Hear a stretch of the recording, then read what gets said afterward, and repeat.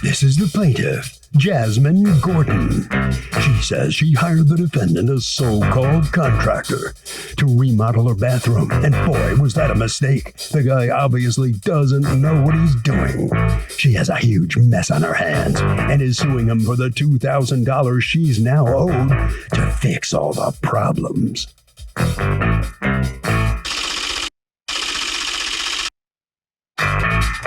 This is the defendant, Taylor Voorhees. He says he had a few punch list items to fix on the bathroom remodel, but the plaintiff's landlord forbade him to enter the premises for some reason. This claim is laughable because he would never leave a job unfinished or a customer unhappy, but he couldn't go back, so he owes nothing. He's accused of a bathroom brouhaha.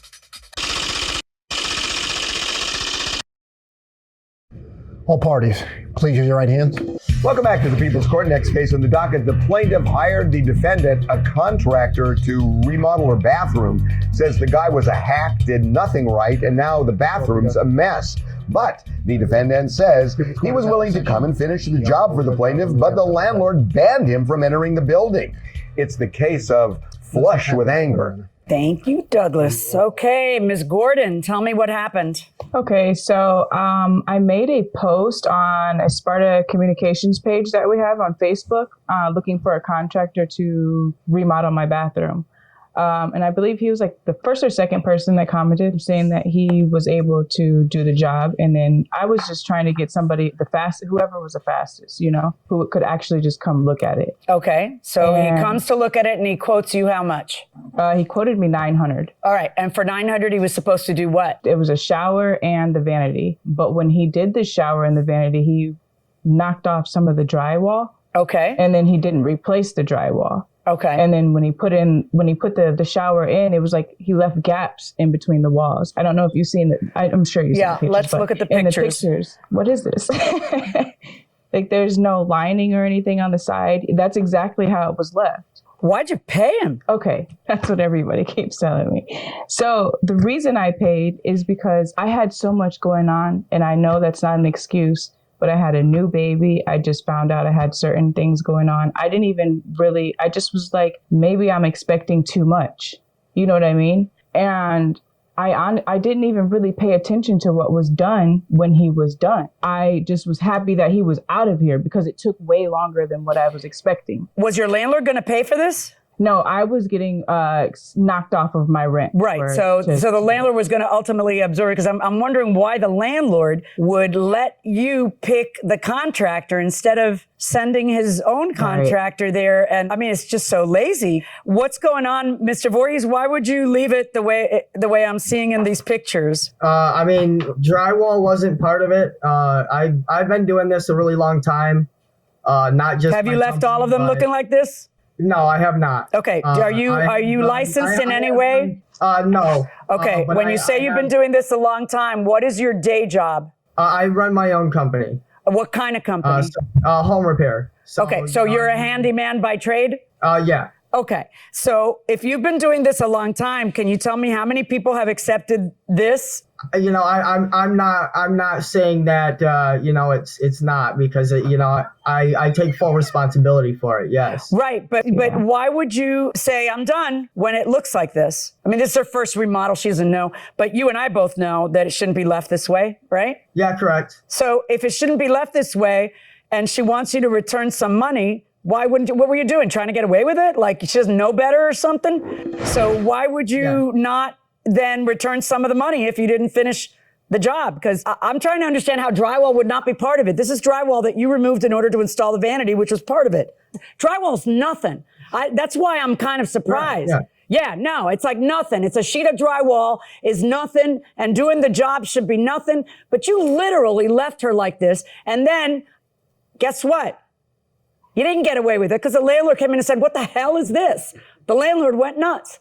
And then, no, the landlord didn't want you back because he felt like you had already scammed her and he didn't want you back. He thought it was kind of dishonest to leave it like that. Did you tell her drywall wasn't part of it? Yes, drywall is not part of it. And so you told her she had to pay you if she wanted you to do drywall? No, I didn't say she had to pay me, no, but I said I wouldn't mind doing the work, but I'm not, she's just got to have the drywall and then the mud. I already had mud even. Is there a contract in this case? Because you both introduced something that you call a contract, but then nothing's written on the contract.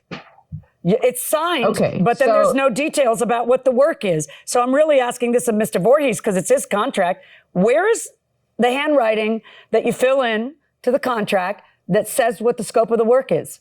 Which is where you would put, I will do absolutely no drywall. You need to hire somebody for drywall, if in fact you were excluding drywall. But you tell me, well, that wasn't within the scope of the work. Well, typically it would be. So I'm trying to figure out how it is that you can point to this contract and say, see, it's not within the scope of the work. Nothing's within the scope of the work. According to the contract, it's just blank. I sent over the one that she already signed. I sent over. Right. So you send me, that's so super interesting. No, right. You send me the last 3 pages of the contract, but not the one that talks of the scope of work, because you realize that you left it completely blank and it's embarrassing. And here I am grilling you. No, why did you not send me the first page so I could see that it's blank? I didn't have it. I just moved, so everything is in storage. I'm sorry, you have the contract and you sent it in. You just skipped the first page. Oh, for the love of all that's holy. You're suing for $900 because you want every penny back, and then you're suing for $350, and then you would have a free bathroom. You realize that that's not fair, right, Ms. Gordon? Yes. Okay, and then you're suing for inconvenience. Tell me about the inconvenience. The landlord and the person that came to look at it before they fixed anything said that I couldn't use the shower, and otherwise I would be rotting my floor. So I ended up having to go to a neighbor's house with all 3 of my kids to shower them. For how long? Mind you, for 3 days. Mind you, I just had gotten tubal ligation. So like literally 3 days before he had came and finished the job. The last thing I wanted to show was the video that you had of the faucet. And let's see that. Oh, okay. All right, I'm ready to roll. All right, it cost you $350 to get it fixed. I am definitely ordering that he pay you the $350. And then you had the inconvenience of dragging 3 kids somewhere to go take a shower. I'm a little angry. I got to tell you, Mr. Voorhees, I'm a little angry because I almost feel as though you took advantage of her because she was so naive. And then she paid you, and then boom, that's that. I'm going to award another $50 for every day you had to leave with your kids, and I'm ordering him to pay you back $500 for the damages. So the plaintiff prevails. The judge has ordered the defendant to pay her back $500 for the damages, plus other things. Mr. Voorhees, I'm telling you, this doesn't make you look like you're very professional at all. What do you think? It is what it is. I do good work, but I can't please everybody, and some things happen. You know what I mean? I'm not proud of it. No. Every day I strive to get better. So, I mean, that's all I can do. Well, I tell you, everybody sees this. They're not going to hire you. They're going to look for somebody else to do the job. This doesn't speak well for you at all. Ms. Gordon, you learned things the hard way, unfortunately. You heard what the judge has ordered. How do you feel about it? I'm satisfied, honestly. I just wanted something. Something was better than nothing. I was just frustrated, and I felt like he needed to learn because I felt like nobody was really taking steps afterwards, Okay. Well, good luck to you. Okay. Hope you don't have to go down the street to take a shower anymore. All right. Well, thank you very much. Congratulations. You have prevailed. And you've learned a lesson too. All right, Harvey.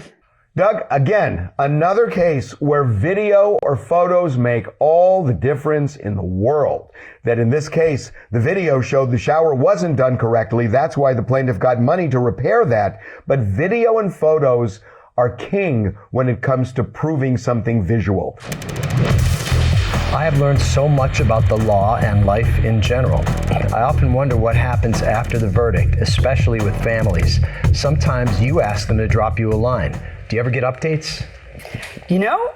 No, I don't. And sometimes I wonder if it's just because it's the people's court and maybe they update the producers and the producers don't tell me. I hope that they would tell me. So I think they just don't drop me the line. I think in 21 years, more people would, Yeah, because it used to happen in court in Miami. Every blue moon, someone would say, something that made your day, they tell you how you change your life by making them get straight and, I've had people who, I had one person who I unfortunately sent sent to prison for about 15 years, and he came out and he saw me, and I said hello, and he looked terrific, and he said he was doing okay and turning his life around. I think it was a one-time thing for him. Yeah. And then unfortunately, the other side of being a judge in a lot of different divisions in the Miami courts is that people do randomly see you at parties or. Oh, that's been awkward. You don't remember me, do you? And then you're like, uh-oh. I'm like, nah, I don't think I do. And then it would be, I'm trying to find out what it's all about. And, sometimes it's something good, sometimes it's something not so good, but, they're kind of over it. So. That happened to a friend of ours in a parking lot who was a judge, and a dark parking lot where you came out. You remember me? You sentenced me to 10 years. Thank you. It really changed my life. The guy's like, oh no, I'm in trouble now.